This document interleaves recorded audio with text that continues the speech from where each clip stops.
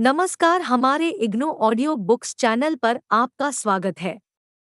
इंदिरा गांधी राष्ट्रीय मुक्त विश्वविद्यालय सतत शिक्षा विद्यालय प्रमाण पत्र कार्यक्रम पोषण एवं बाल देखभाल में सर्टिफिकेट सीएनसीसी एक समुदाय के लिए पोषण बीएलओसी के एक पोषण की मूलभूत अवधारणाएं।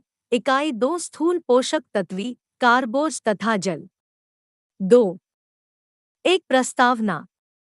जैसा कि आप जानते हैं, पोषक तत्व भोजन के वे अनिवार्य घटक हैं जो शरीर को उचित मात्रा में मिलने चाहिए।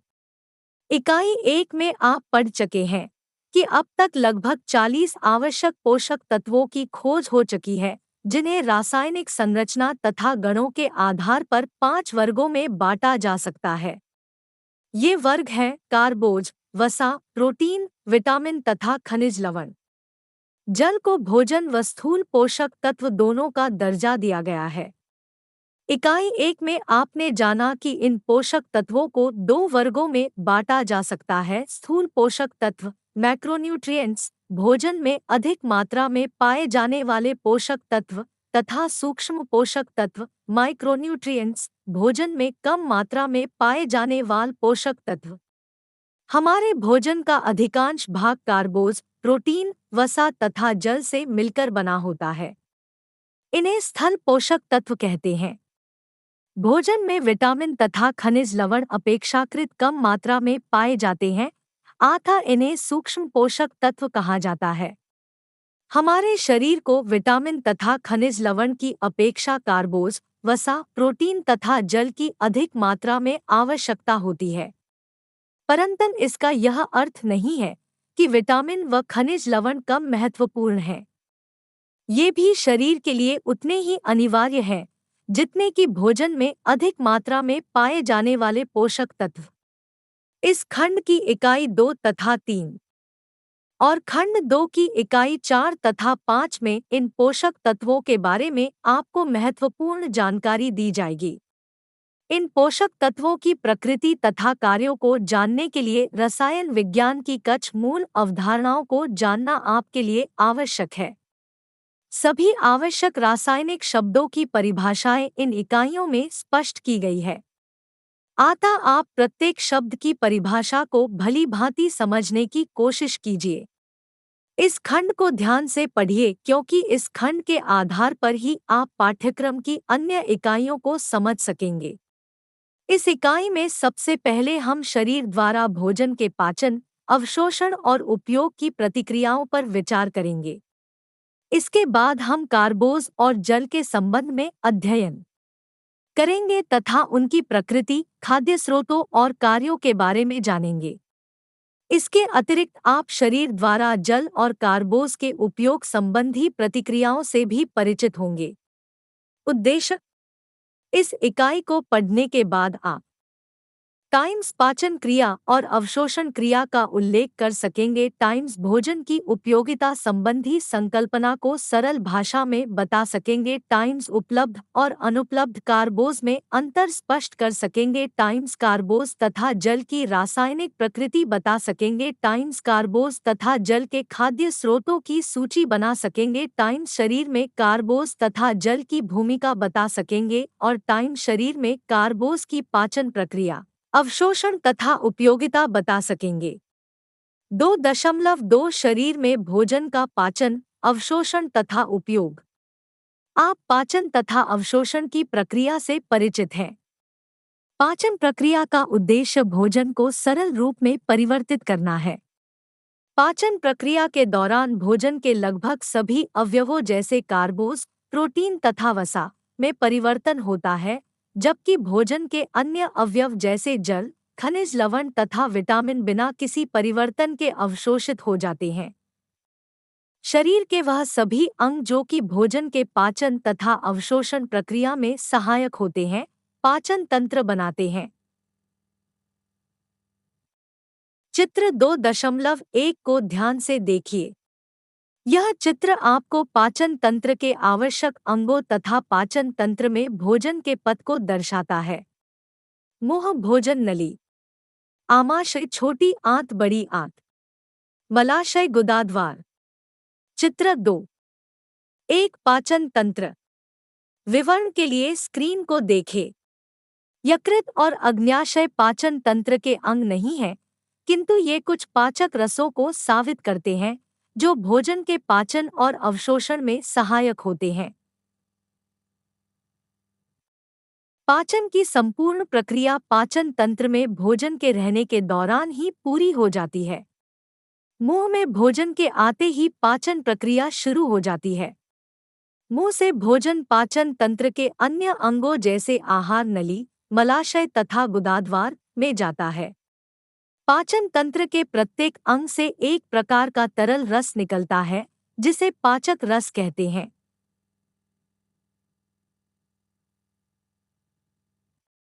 इन पाचक रसों में कुछ रासायनिक पदार्थ होते हैं जिन्हें एंजाइम के नाम से जाना जाता है। यह एंजाइम प्रकृति से प्रोटीन होते हैं और रासायनिक क्रिया की गति को तेज करते हैं। इन एंजाइमों का विशेष गुण यह है कि यह क्रिया में स्वयं अपरिवर्तित रहते हुए भोजन में पाए जाने वाले पोषक तत्वों को सरल रूप में विभाजित करने में मदद करते हैं।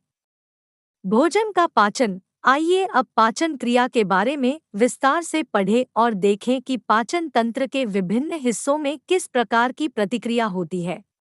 टाइम्स मोह। जैसा कि आप जानते ही हैं कि पाचन प्रक्रिया मह से आरंभ होती है। यहाँ भोजन दांतों द्वारा चबाया जाता है और छोटे छोटे टुकड़ों में विभाजित हो जाता है। मुंह में स्थित यह टुकड़े लार रस में मिल जाते हैं। लार रस लार ग्रंथि से निकलता है। लार रस में पाया जाने वाला एमाइलेज नामक एंजाइम कार्बोज के पाचन में सहायक होता है। यह कार्बोज पर प्रक्रिया करके उसमें आंशिक रूप से परिवर्तन लाता है। आमाशय। लार रस मिला भोजन मुंह में नलीनमा संरचना द्वारा, जिसे आहार नली कहते हैं, आमाशय में पहुंचता है। यहाँ भोजन आमाशय रस से मिलकर पतले द्रव्य के रूप में परिवर्तित हो जाता है। आमाशय रस में उपस्थित एंजाइम प्रोटीन पर क्रिया करते हैं, जिससे प्रोटीन का आंशिक पाचन हो जाता है। भोजन के अन्य अवयवों में कोई रासायनिक परिवर्तन नहीं होता। छेटी आंत। पाचन का अगला महत्वपूर्ण स्थान छोटी आंत है। आंशिक रूप से पचा भोजन छोटी आंत में आ जाता है और यहाँ पाए जाने वाले पाचक रस, जिसे आंत रस कहते हैं, में मिल जाता है। इसके अलावा छोटी आंत में अग्न्याशय तथा यकृत से भी रस मिल जाता है। यकृत से निकलने वाले रस को पित्त रस तथा अग्न्याशय से निकलने वाले रस को अग्न्याशय रस कहते हैं। पित्त रस वसा के पाचन तथा अवशोषण में सहायक होता है। वसा के पाचन में पित्त रस की भूमिका के बारे में आप इकाई 3 में पढ़ेंगे। अग्न्याशय रस तथा आंत रस में उपस्थित एंजाइम वसा, प्रोटीन तथा कार्बोज पर अभिक्रिया करके उन्हें सरल पोषक इकाइयों के रूप में बदल देते हैं। इन सरल पोषक इकाइयों का शरीर में आसानी से अवशोषण हो जाता है। बड़ी आंत। छोटी आंत में अवशोषित होने के बाद बचे हुए व्यर्थ पदार्थ काफी अधिक जल की मात्रा के साथ बड़ी आंत में जाते हैं। बड़ी आंत में अतिरिक्त जल पुनः अवशोषित कर लिया जाता है तथा बचा हुआ जल और ठोस पदार्थ मल के रूप में शरीर से निष्कासित कर दिए जाते हैं। अभी आपने पाचन क्रिया का सामान्य परिचय प्राप्त किया। आइए अब भोजन की अवशोषण प्रक्रिया पर बातचीत की जाए। भोजन का अवशोषण। भोजन का अवशोषण मुख्यतः छोटी आंत में होता है। पचने के बाद सरल पोषक इकाइयां शरीर में तब ही उपयोग की जा सकती हैं जबकि वे रक्त में प्रवेश कर जाए। पचे हुए भोजन या सरल पोषक इकाइयों का छोटी आंत की दीवार से रक्त में प्रवेश करना भोजन का अवशोषण कहलाता है। छोटी आंत की भीतरी दीवार पर बहुत छोटी छोटी उंगलियों जैसे अंकुर होते हैं। इन्हें रसांकर विली कहते हैं। यह रसांकर अवशोषण में सहायक होते हैं। अधिकांश सरल इकाइयों का अवशोषण छोटी आंत के ऊपरी भाग में होता है, परंतु कच का अवशोषण निचले भाग में भी होता है। चित्र 2.2 में भोजन के पाचन और अवशोषण प्रक्रिया को संक्षेप में बतलाया गया है।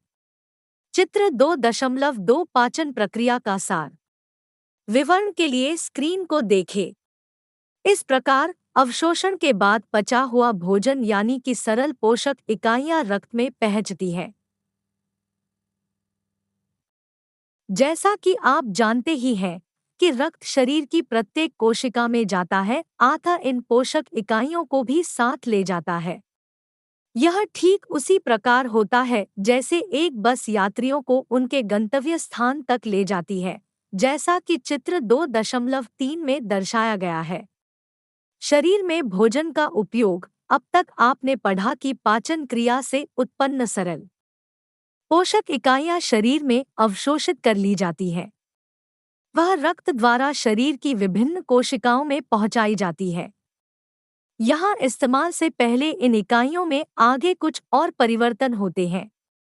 यह परिवर्तन दो प्रकार के हो सकते हैं। एक, या तो यह सरल पोषक इकाइयां और अधिक सरल इकाइयों में बदलकर ऊर्जा उत्पन्न करती है, अर्थात जटिल पदार्थों का सरल पदार्थों में टूटना। टू, या कुछ इकाइयां आपस में जुड़कर और अधिक जटिल पदार्थ बनाती हैं, जिनका शरीर में इस्तेमाल किया जा सकता है, अर्थात सरल।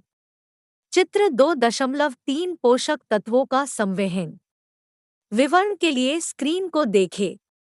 पदार्थों का जटिल पदार्थों में परिवर्तित होना। इकाई के चित्र 1-2 में आप इन परिवर्तनों के बारे में पढ़ चुके हैं। भोजन के अवशोषण के उपरांत कोशिकाओं में होने वाले इन सभी रासायनिक परिवर्तनों को चयापचय मेटाबॉलिज्म कहते हैं। आपने अभी पढ़ा कि यह रासायनिक परिवर्तन दो प्रकार के हो सकते हैं, जटिल पदार्थों का सरल पदार्थों में टूटना या सरल पदार्थों का जटिल पदार्थों में जड़ना। इस आधार पर चयापचय की रासायनिक अभिक्रिया को दो भागों में बांटा जा सकता है, उपचय एनाबॉलिज्म और अपचय कैटाबॉलिज्म। वह सभी रासायनिक अभिक्रियाएं जिसमें सरल पदार्थ जटिल पदार्थों में बदल जाते हैं, उपचय एनाबॉलिज्म कहलाती है। दूसरी प्रकार की रासायनिक अभिक्रियाएं जिनमें जटिल पदार्थ सरल पदार्थों में टूटते हैं, अपचय कैटाबॉलिज्म कहलाती है।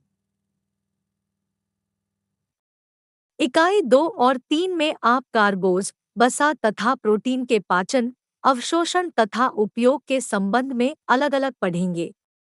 इससे आप इस क्रिया को आसानी से समझ सकेंगे। आइए अब हम कार्बोज तथा उसकी प्रकृति, कार्य, खाद्य स्रोत, पाचन, अवशोषण तथा उपयोग के बारे में चर्चा करें। 2.3 कार्बोज। कार्बोज शब्द से अभिप्राय मुख्य रूप से उन सभी कार्बनिक यौगिकों के समूह से है जो कि आवश्यक रूप से तीन तत्वों कार्बन, ऑक्सीजन तथा हाइड्रोजन से बने होते हैं। तत्व तथा कार्बनिक शब्दों से यहाँ क्या? बॉक्स 2.1 तत्व तथा यौगिक, एलिमेंट एंड कंपाउंड। प्रत्येक पोषक तत्व कुछ रासायनिक तत्वों से मिलकर बना है। प्रकृति में लगभग 103 तरह के प्राकृतिक तत्व पाए जाते हैं। इनमें से कुछ तत्व जीवित कोशिकाओं जीवन के लिए आवश्यक है। इसके अंतर्गत hydrogen H, carbon C, nitrogen N, oxygen O, vertical bar phosphorus P, sulphur S, sodium Na तथा कैल्शियम Ca जैसे तत्व आते हैं। प्रत्येक तत्व छोटी छोटी इकाइयों से मिलकर बने होते हैं, जिन्हें परमाणु कहते हैं।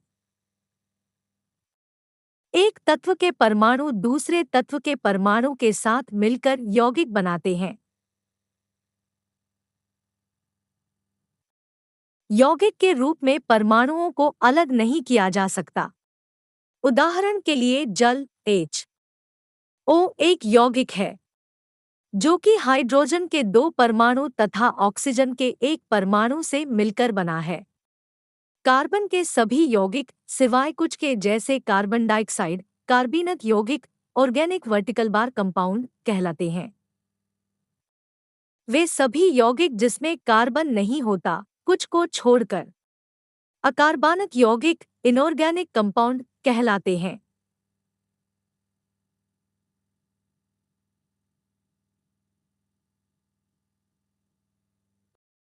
इस परिभाषा के अनुसार वर्टिकल बार कार्बोज प्रोटीन तथा विटामिन सभी कार्बनिक यौगिक जिसमें कार्बन एक तत्व के रूप है। अकार्बनिक यौगी लवण अकार्बनिक तत्व है। जल अकार्बनिक यौगिक है। वनस्पति से प्राप्त खाद्य पदार्थों में काबास काफी मात्रा में होता है। इनमें कार्बोज मुख्यतः शर्करा, शुगर, स्टार्च तथा रेशे, फाइबर के रूप में होता है। सभी प्रकार के कार्बोज कुछ मूल इकाइयों से मिलकर बने होते हैं। ग्लूकोज इस प्रकार की मूल इकाई का एक प्रमुख उदाहरण है। अन्य उदाहरण है फ्रुक्टोज तथा ग्लाक्टोज। आइए जानें कि शर्करा, शुगर, स्टार्च तथा रेशे, फाइबर किस प्रकार एक दूसरे से भिन्न है। घर में इस्तेमाल की जाने वाली चीनी अथवा शक्कर में पाया जाने वाला कार्बोज का एक अणु केवल दो मूल इकाइयों यानी कि ग्लूकोज तथा फ्रक्टोज से बना होता है। चित्र 2.4 का इसकी अपेक्षा स्टार्च एक बहुत बड़ा अणु है। यह ग्लूकोज की कई मल इकाइयों के जड़ने से बनता है। ग्लूकोज की इकाइयां आपस में जड़कर श्रृंखलाएं बनाती है।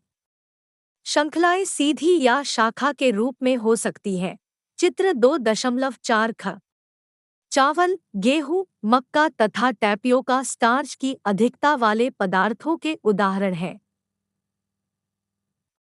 रेशे शब्द से तात्पर्य है कई प्रकार के कार्बोज के समूह जो कि स्टार्च की तरह बहुत सारी मल इकाइयों से बने होते हैं। इस तरह रेशा स्टार्च के ही समान बड़ा अण है। उदाहरण के लिए सेल्यूलोज एक प्रकार का रेशा ग्लूकोज की कई इकाइयों से मिलकर बना होता है, परंतु इसमें ग्लूकोज की इकाइयां एक दूसरे से अलग ढंग से जुड़ी होती है, जैसे चित्र 2.4 ग में दर्शाया गया है। इन सभी प्रकार के कार्बोज जैसे शर्करा, स्टार्च तथा रेशे को दो वर्गों में विभाजित किया जा सकता है: उपलब्ध कार्बोज तथा अनुपलब्ध कार्बोज। शर्करा तथा स्टार्च मनुष्य के पाचन तंत्र में आसानी से पच जाते हैं तथा शरीर में विभिन्न कार्यों के लिए उपलब्ध हो सकते हैं। अतः इन्हें उपलब्ध कार्बोज कहा जाता है। सेलुलोज तथा कुछ अन्य कार्बोज मनुष्य के पाचन तंत्र में नहीं पचाए जा सकते। इन्हें रेशे अथवा अनुपलब्ध कार्बोज कहा जाता है।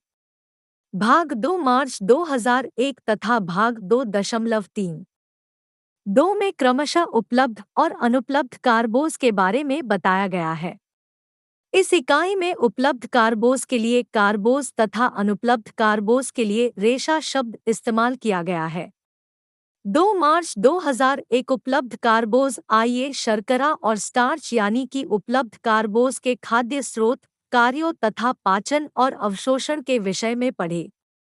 खाद्य स्रोत अनाज तथा मिलेट, मोटे अनाज, जड़ व मूल कंद, कुछ फल, मीठे पदार्थ जैसे चीनी, गुड़ तथा शहद कार्बोज के अच्छे स्रोत है। तालिका 2.1 चित्र 2.4 कार्बोज का वर्गीकरण। विवरण के लिए स्क्रीन को देखें। अनाज भारतीय दैनिक आहार का एक महत्वपूर्ण हिस्सा है, अतः कार्बोज का प्रमुख स्रोत है। सभी अनाज जैसे गेहूं, चावल तथा मोटे अनाज जैसे ज्वार, बाजरा इत्यादि में स्टार्च काफी मात्रा में पाया जाता है। जड़ व मूल कंद जैसे आल, टैपियोका, शकरकंदी, जिमीकंद, अरबी में भी स्टार्च पाया जाता है। फल जैसे आम, केला, चीकू में शर्करा के रूप में भी कार्बोज प्रचुर मात्रा में होता है। चीनी तथा अन्य मीठे पदार्थों जैसे शहद तथा गुड़ में 95% से 100% शर्करा होता है। यद्यपि दालों को कार्बोज का स्रोत नहीं माना जाता, फिर भी इनमें काफी मात्रा में कार्बोज पाया जाता है। हमारे दैनिक भोजन में दालें प्रोटीन का मुख्य स्रोत है।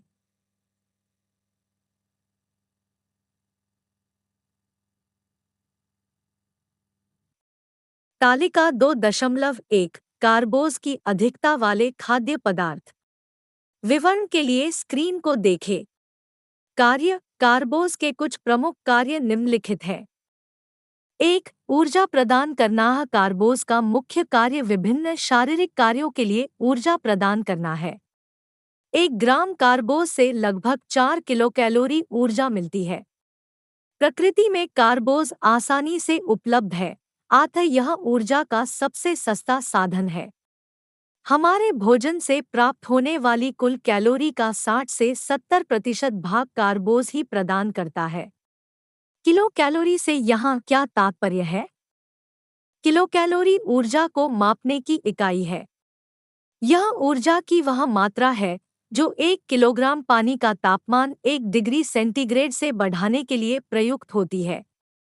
ध्यान रखिए, पोषण विज्ञान में किलो कैलोरी तथा कैलोरी का एक ही अर्थ है। प्रोटीन को अन्य कार्यों के लिए मुक्त करना है। यद्यपि शरीर में ऊर्जा की आवश्यकता को पूरा करने के लिए प्रोटीन का उपयोग किया जा सकता है, किंतु ऊर्जा प्रदान करना प्रोटीन का मुख्य कार्य नहीं है। प्रोटीन के कार्यों के बारे में आप विस्तार से इकाई 3 में पढ़ेंगे। प्रोटीन का मुख्य कार्य है शारीरिक वृद्धि। यदि शरीर की ऊर्जा की आवश्यकता की पूर्ति के लिए कार्बोज उचित मात्रा में लिए जाएं तो प्रोटीन शारीरिक वृद्धि के मुख्य कार्य के लिए उपलब्ध होते हैं। परंतु कार्बोज की मात्रा अपर्याप्त होने पर प्रोटीन शारीरिक वृद्धि के स्थान पर ऊर्जा प्रदान करने के लिए प्रयोग में लाए जाते हैं। कार्बोज के इस कार्य को प्रोटीन को मुक्त करने का कार्य कहते हैं। 3. वसा के उपयोग में सहायता करना। कार्बोज वसा के चयापचय में भी सहायता करता है। शरीर में वसा के सही उपयोग के लिए भोजन में कार्बोज की कुछ मात्रा का होना आवश्यक है। दैनिक भोजन में कार्बोज की उपस्थिति ऊर्जा प्राप्ति के लिए वसा के बेहद अधिक प्रयोग को रोकती है। यदि वसा का उपयोग ऊर्जा प्राप्ति के लिए किया जाए तो इसके चयापचय से कुछ हानिकारक पदार्थ उत्पन्न हो सकते हैं। बोध प्रश्न 1. कार्बोज के प्रोटीन को अन्य कार्यों के लिए मुक्त करने के कार्य से आप क्या समझते हैं? 2. स्टार्च किस प्रकार शर्करा, शुगर यानी चीनी से भिन्न है? कार्बोज का पाचन, अवशोषण तथा उपयोग। पाचन के दौरान भोजन में उपस्थित स्टार्च तथा शर्करा अपनी सरल इकाइयों में टूट जाती है और ग्लूकोज, फ्रक्टोज व ग्लैक्टोज में परिवर्तित हो जाती है। रेशा मनुष्यवारा नहीं पचाया जा सकता क्योंकि मनुष्य के पाचन तंत्र में इसके लिए आवश्यक एंजाइम नहीं होते हैं। आइए देखें कि कार्बोज का पाचन किस प्रकार होता है। कार्बोज का पाचन मुंह में ही शुरू हो जाता है। चित्र 2. लार में उपस्थित एक एंजाइम जिसे एमाइलेज कहते हैं, पके हुए स्टार्च को छोटी छोटी इकाइयों में तोड़ सकता है। चूंकि मुंह में भोजन बहुत कम समय रहता है, इसलिए एमाइलेज कुछ अधिक मात्रा में स्टार्च को नहीं तोड़ पाता। आंशिक रूप से पचा भोजन आमाशय में आ जाता है। आमाशय में कार्बोज के पाचन के लिए कोई एंजाइम नहीं होते हैं। अतः छोटी आंत ही कार्बोज के पाचन का मुख्य स्थान है। छोटी आंत में कार्बोज को पचाने वाला मुख्य एंजाइम अग्न्याशय से निकलने वाला एमाइलेज है। यह एंजाइम कच्चे और पके हैं दोनों तरह के स्टार्च पर क्रिया कर इनको बहुत छोटी इकाइयों में परिवर्तित कर देता है।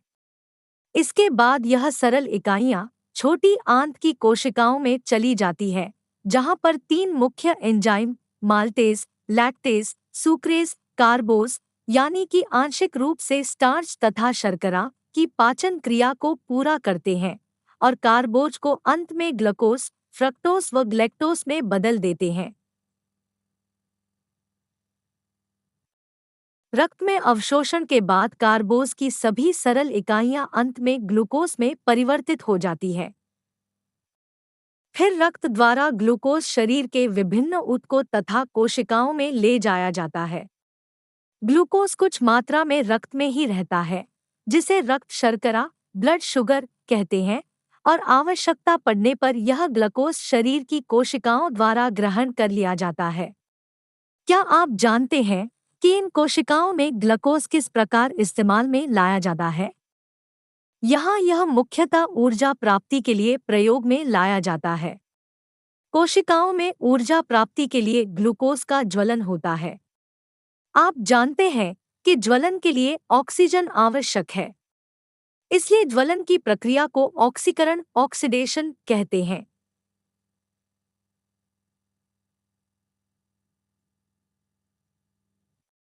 आटा ग्लूकोज की ज्वलन की प्रक्रिया को ग्लूकोज का ऑक्सीकरण कहते हैं।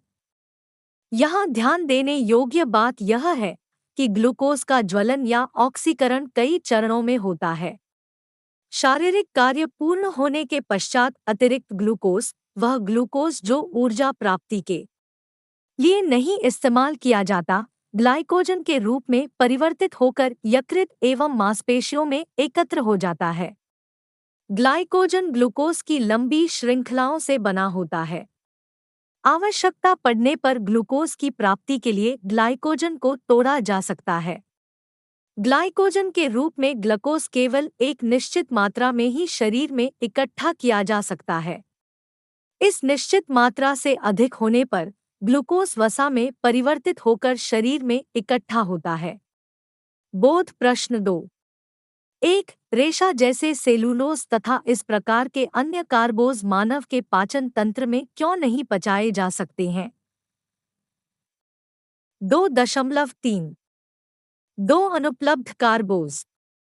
अब तक आपने स्टार्च तथा शर्करा यानी उपलब्ध कार्बोज के बारे में पढ़ा, लेकिन अनुपलब्ध कार्बोज अथवा रेशे के बारे में जाने बिना कार्बोज के बारे में आपकी जानकारी अधूरी होगी। प्रमुख अखबारों या पत्रिकाओं के स्वास्थ्य संबंधी लेखों में शायद आपने रेशे के बारे में पढ़ा होगा। रेशा क्या है? क्या यह एक पोषक तत्व है? शरीर में इसकी क्या भूमिका है?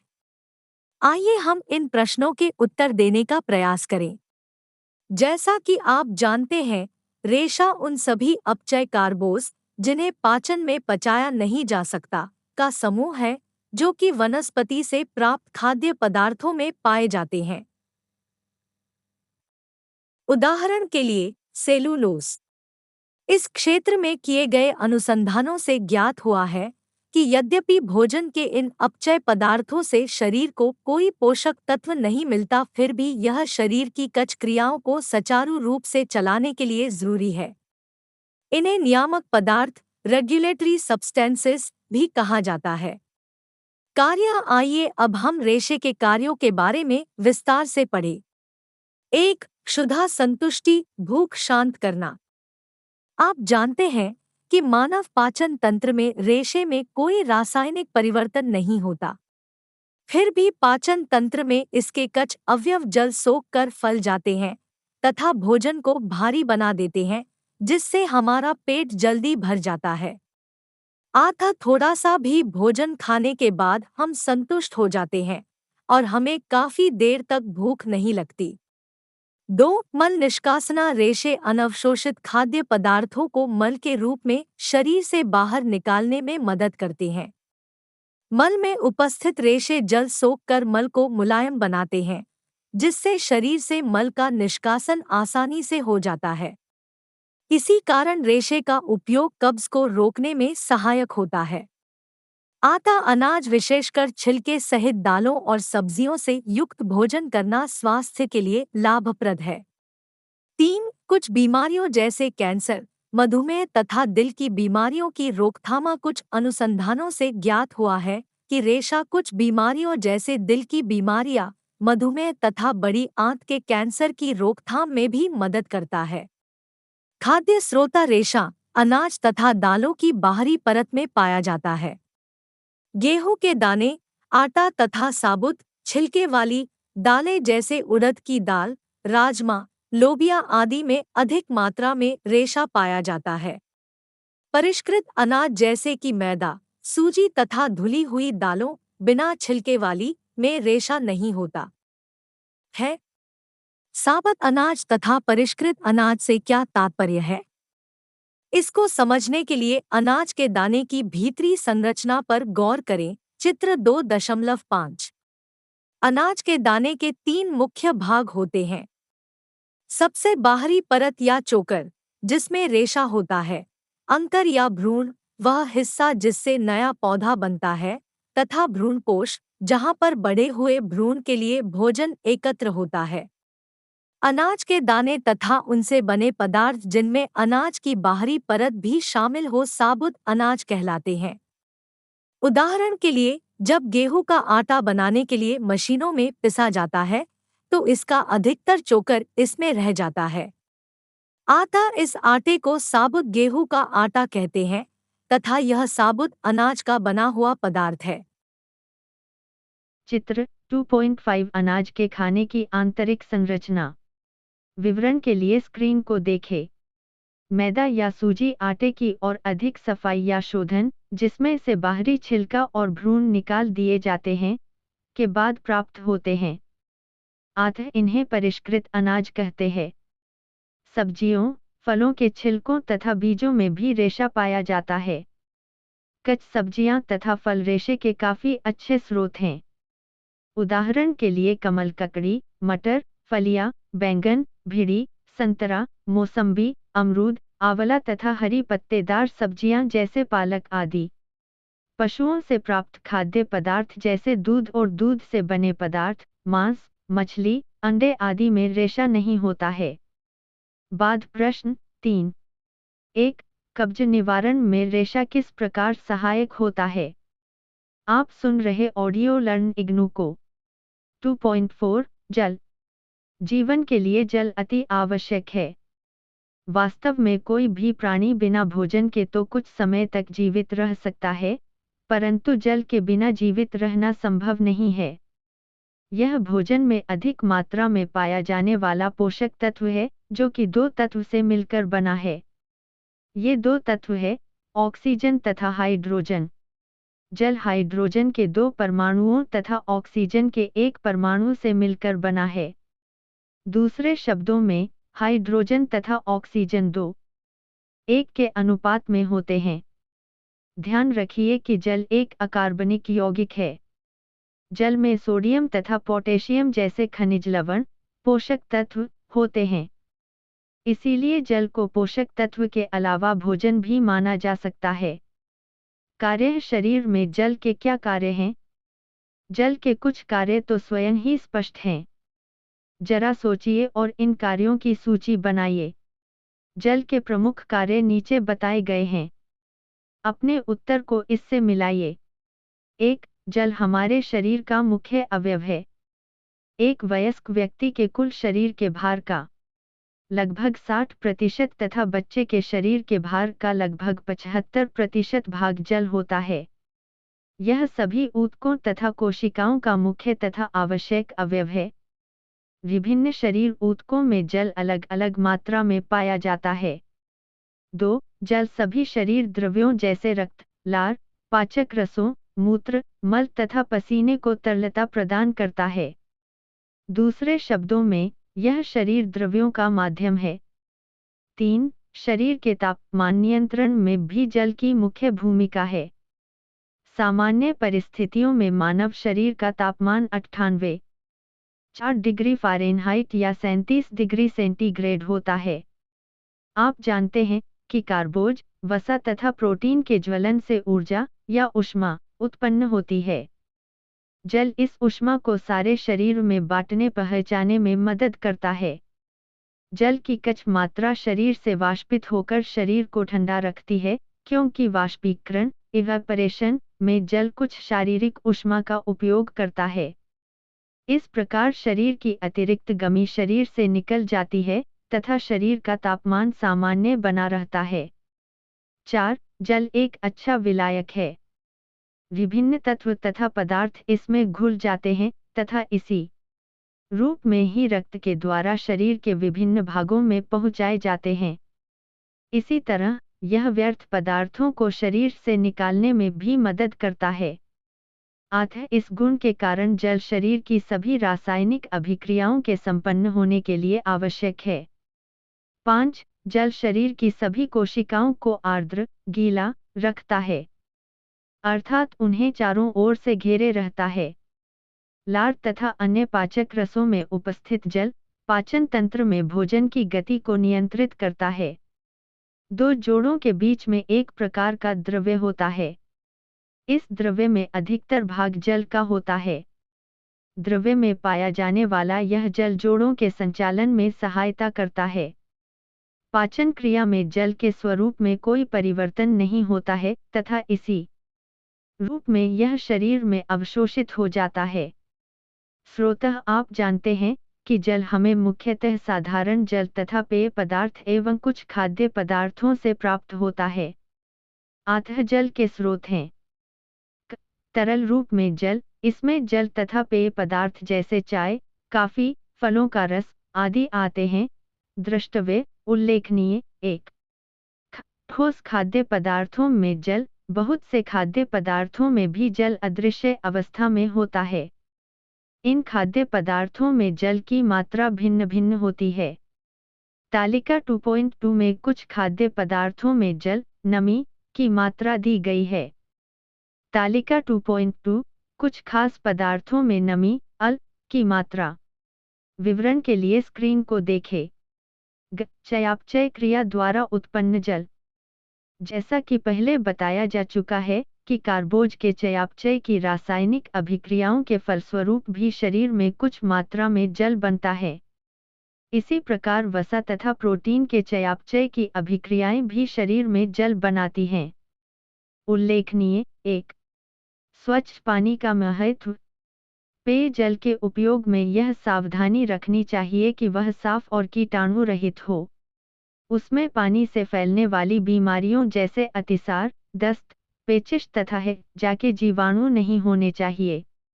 ध्यान रखें कि सही स्वास्थ्य के लिए साफ स्वच्छ जल अति आवश्यक है। इस प्रकार शरीर को जल 3 स्रोतों से मिलता है, जो कि इस प्रकार हैं।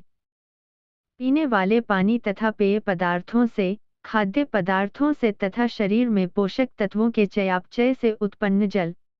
विभिन्न शारीरिक कार्यों में इस्तेमाल होते समय शरीर से कुछ मात्रा में जल निष्कासित हो जाता है, अर्थात बाहर निकल जाता है। यह निष्कासन शरीर के विभिन्न अंगों जैसे गुर्दे, त्वचा, फेफड़े तथा पाचन तंत्र के द्वारा होता है। त्वचा द्वारा वाष्पीकरण या पसीने के कारण शरीर से काफी मात्रा में जल का निष्कासन होता है। गो से मूत्र के रूप में जल शरीर से बाहर निकलता है। कुछ मात्रा में जल पाचन तंत्र से लार तथा मल के रूप में भी निकलता है। फेफड़ों द्वारा निष्कासित या बाहर निकाली गई हवा में भी कुछ मात्रा में जल होता है। सामान्य परिस्थितियों में ग्रहण किए गए जल तथा निष्कासित जल की मात्रा में संतुलन बना रहता है। इसे जल संतुलन, वाटर बैलेंस कहते हैं। बोध प्रश्न 4। 1. जल संतुलन, वाटर बैलेंस से आप क्या समझते हैं? 2. अंश, सारांश। भोजन में मुख्य 5 प्रकार के पोषक तत्व होते हैं। ये पोषक तत्व हैं कार्बोज, वसा, प्रोटीन, खनिज लवण तथा विटामिन। आप जानते हैं कि जल भोजन में अधिक मात्रा में पाया जाने वाला पोषक तत्व तो है ही साथ उसे भोजन का दर्जा भी दिया गया। प्रत्येक पोषक तत्व का शरीर में अपना एक निर्धारित कार्य होता है।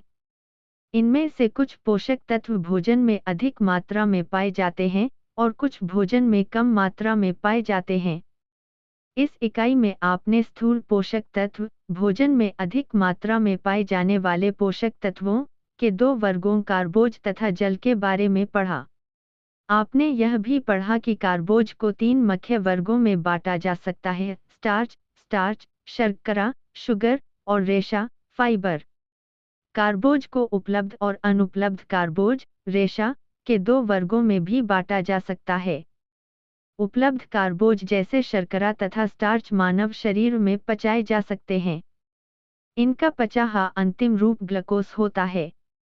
उपलब्ध कार्बोज का मुख्य कार्य शारीरिक कार्यों के लिए ऊर्जा प्रदान करना है। अनुपलब्ध कार्बोज या रेशे जैसे सेलुलोज मानव पाचन तंत्र में नहीं पचाए जा सकते, परंतु शरीर के लिए यह बहुत ही उपयोगी है।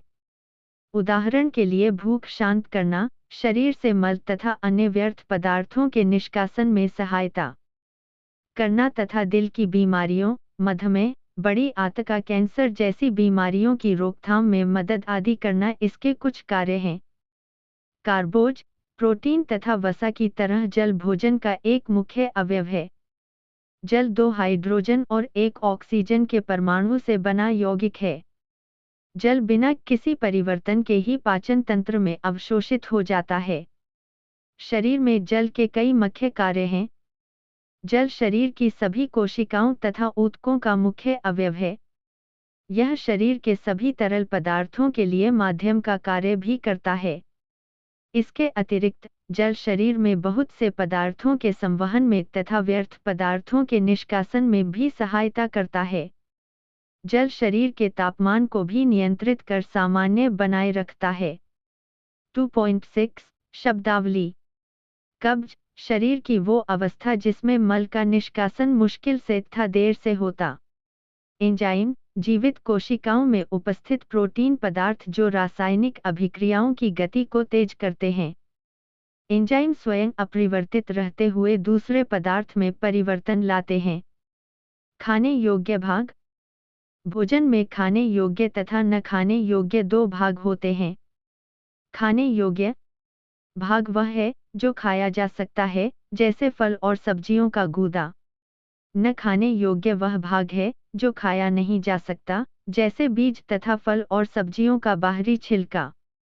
कुछ खाद्य पदार्थों में अन्य खाद्य पदार्थों की अपेक्षा खाने वाला हिस्सा अधिक होता है। खाद्य पदार्थों की पौष्टिकता उनमें उपस्थित खाने योग्य मात्रा के आधार पर बताई जाती है। ग्लाइकोजन एक प्रकार का कार्बोज जो मनुष्य व जानवरों के शरीर में संग्रह किया जाता है। जल संतुलन शरीर द्वारा ग्रहण किए गए तथा निष्कासित किए गए जल की मात्रा का संतुलन। धन्यवाद, मिलते हैं अगले वीडियो में।